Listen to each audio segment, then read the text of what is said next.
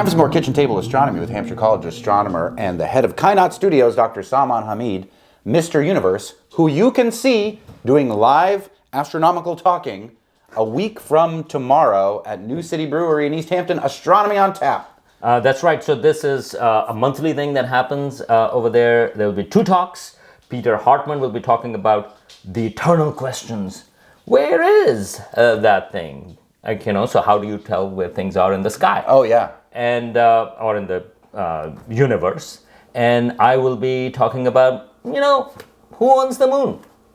Is it Elon Musk? Is it Jeff Bezos? Is it China? Or is it the good US of A? So we'll find out who that question is. So come over there, Astronomy on Tap. There is astronomy news, there is quizzes, not quizzes, but sort of like raffles and other types of things. There was trivia. Trivia. I did really good at the trivia. And so come over there, and I think usually there are also telescopes after that. Although if it's cold, you are not going to see me because I grew up in Karachi and I never saw freezing temperatures in my life until I came to the US, and I believe if it's below 80 degrees, it's too cold. I agree, actually, and I grew up here. Many of us grew up playing a video game called Asteroids, where we from Earth shot at asteroids and blew them up, which is something that we might need to do someday if an asteroid was coming to destroy us. Or we need to get Bruce Willis on a rocket ship to help us. Bruce Willis, star of one of the greatest Christmas movies of all time, Die Hard, which I watched last night. But he didn't do anything in the asteroid in Die Hard, or at least that's what I remember. No asteroids in Die Hard. But we literally did, as the US of A. That's Wookie the dog, my buddy.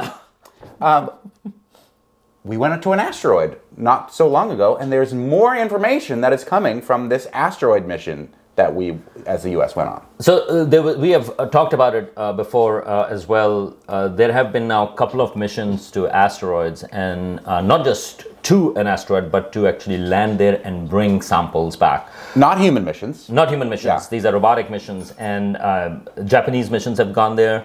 And there was a U.S. mission, OSIRIS-REx, that went to Asteroid Bennu. It left here in 2016, it got there in 2020, and then it got the samples back in 2023. And it's really cool because, first of all, just because we are hearing so much about funding cuts and all of that stuff and NASA, this is really cool that you send a spacecraft. It goes in orbit around this asteroid, which is very difficult because the gravity is very little.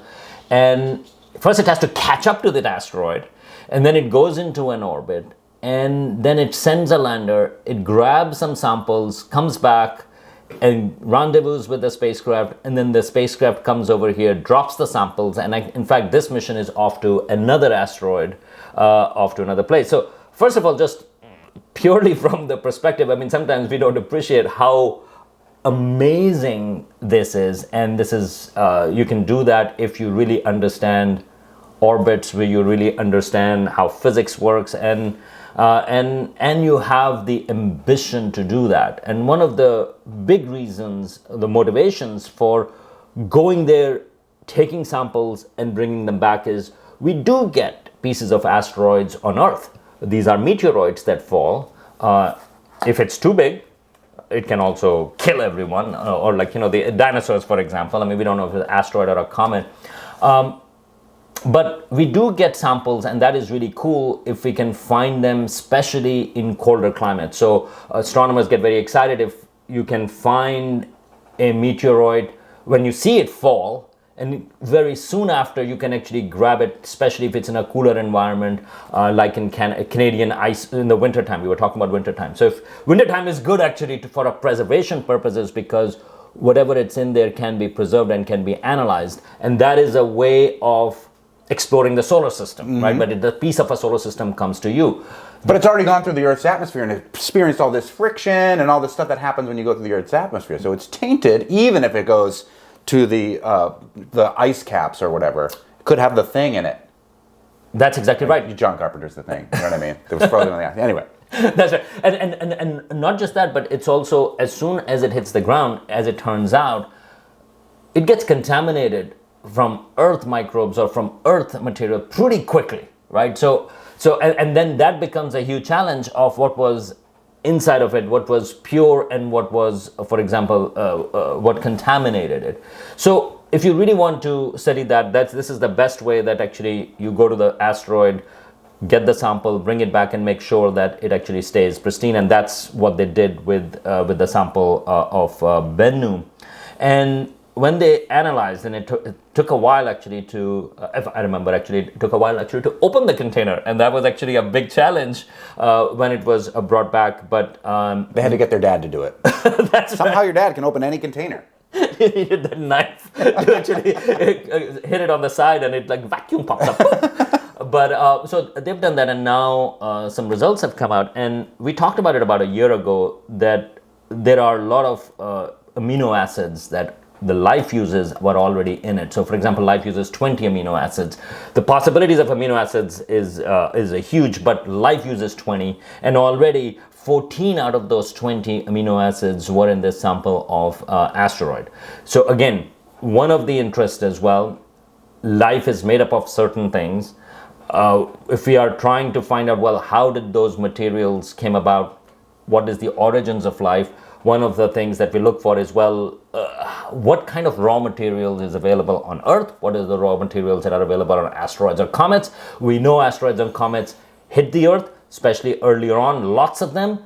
Like we think maybe all of our water came from a comet hitting the Earth, right? Maybe we Comets, were just, multiple comets, that's exactly because they're giant ice rocks, hit the Earth, all of a sudden now we've got oceans. And so does the raw materials of life. So here with this sample of Bennu, they already knew 14 out of 20 amino acids were already in the sample. In this cold, dead rock that's just out in the middle of space. That's exactly right. And now and also the in the DNA, the sort of the key aspects of life, you have what called A, T, C, G. These are the blocks of the nucleotides that connect the DNA.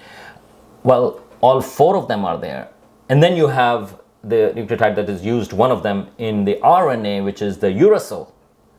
They also found that. So all the basics were there. A, T, C, G, the fundamental blocks, the nucleotides in RNA and DNA were found. 14 of the 20 amino acids were also found. And now the new results, more analysis of that has come out, and they have also found ribose. So ribose is the molecule that is key in the RNA. That is the ribose nucleic acid. Mm-hmm. And they detected that in this sample. Now, interestingly, and also they have also found glucose. So 6-carbon glucose, they found that. So again, which provides energy. So you have the building blocks, you have the energy, you have all of the things that are needed for kickstarting life that are all in this sample of this asteroid. What is interesting is they did not find deoxyribose, which is part of the DNA. Now, on the one hand, you'll be like, oh, well, this is a little bit disappointing. But that's the interesting thing, that scientists have been trying to figure out what is the pathway to life. And so even when you have these ingredients, there are different hypotheses of how life may have started. Now, with the foundation of life, DNA right now, the 2 key things that it does is that it stores information and it can replicate. Now, the problem is that if you don't have how do you get the first one? How do you get it to replicate? Yeah. Right? How do you get the first one? That's where RNA, the ribonucleic acid, was key, because in our life today, it actually can serve both purposes. It can also self-replicate and also can store information. But it's not the DNA, it's a single helix in that sense. And so one of the hypotheses was that perhaps life started through RNA. It's called RNA world hypothesis. And it says that the first life relied on RNA as the primary molecule to store information and to drive chemical reactions. Now, there are other ideas as well which suggested, well, metabolism may have come first and then the storing of information came about. So that was a competing idea.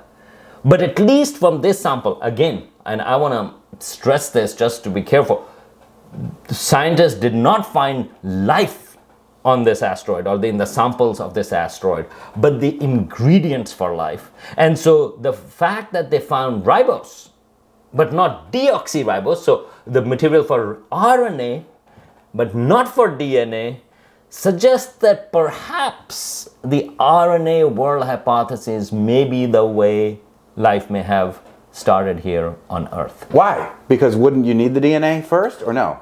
Once you have this RNA, then you can actually get to the DNA part. Aha, so it's the first step So it's en the route first to step. DNA. Right. The question was like, how do you get to the DNA part? And there were two pathways to it. One was you have this ribonucleic acid, RNA, and that can sort of like do part functions of the DNA, and you go from there. And the other one was like, well, you have the metabolism going in, and then you come to the DNA.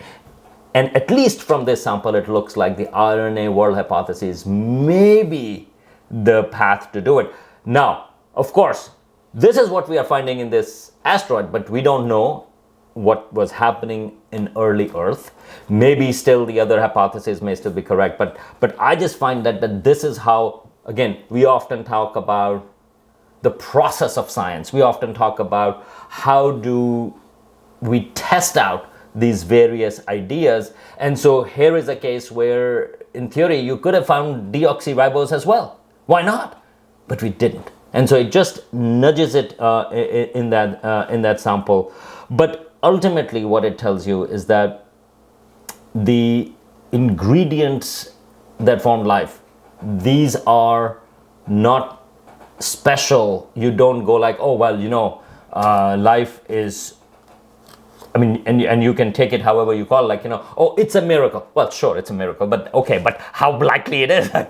If we were made up of some material that is not available anywhere else, it is not common elsewhere, it is made up of atoms or molecules that are really rare, then you go like, well, first of all, on Earth, it would be a really, unlikely process. And it happened, sure, but the likelihood that we are going to find life elsewhere is going to be even lower because it's a very unlikely event. This is not what we are finding. What we are finding is that the ingredients for life, not just the main material, carbon, oxygen, nitrogen, for example, which makes up life, and hydrogen, of course, those are some of the most common elements in the universe. And then you talk about the complex chains that life relies on, for example, amino acids, organic material that makes up life, like amino acids, and then sugars and phosphates. Those are common in asteroids and comets. But even if you go much more specific, the amino acids that make up life, the nucleotides that make up sort of like, the foundations of life, and also the molecule that kickstarted potentially everything. RNA, that all is available looks like in abundance in asteroids and comets. And these asteroids, for example, the progenitor of Bennu was the first thing that formed, or like when the solar system formed. And we also have an idea that this probably formed a little bit in the outer parts of the solar system, and then part of it was swung in towards the inner parts. And so we also know that this material has been spread out throughout the solar system, and so it's not just that it landed on Earth. Material like this would have landed elsewhere too.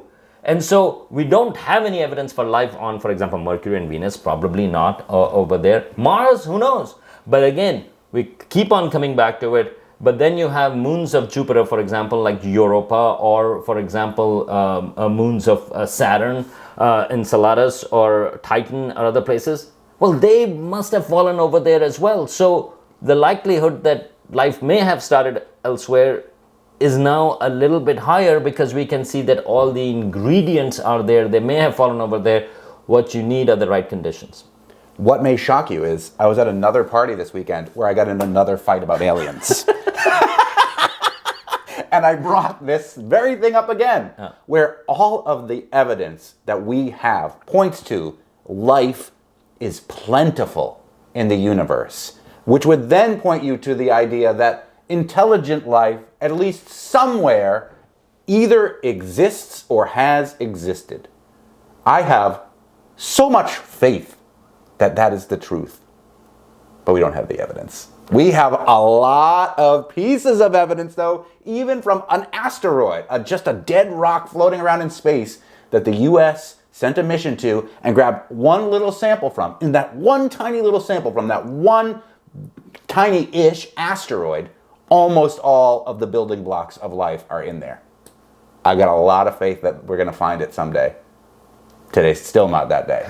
Right, and again, parallel to that are planets around other stars. We knew that there would be planets around other stars. There were a lot of tests, there was a lot of things, but until 1995, the first planet around a normal star had not been discovered. And once we discovered that, it opened up the floodgates, and now we have over 6,000. I don't know what's going to happen with life. I mean, again, if I would be very surprised if we have a mission to Europa, for example, a mission that explores the oceans of Europa, and it does not find life. I think that would be more shocking or more surprising, because all the conditions are there. You have, again, raw material is available. We know that it's available, and you also have volcanic energy coming from the bottom of the oceans, and you have liquid water there, salty liquid water, and those conditions are the same as conditions under under oceans, under volcanic conditions, or under volcanoes here on Earth. The likelihood that in billions of years life didn't evolve over there, that would be surprising, and that would be I actually think that would be a really cool result. And go like, okay, now we come to the point, well, just because you have all the right conditions doesn't mean that you still lead to life. And that, but we are not there yet. Right now it would be, on Earth at least, there are life exists in so many extreme conditions, very hot. Like, for example, right close to volcanoes, life thrives over there. Very cold, for example, in Antarctica or in other polar ice in the north, you find life. And so we know that the range of survival for life is actually pretty broad. And those conditions exist plentiful in our solar system. Again, we're not talking about intelligent life, we're talking about microbes.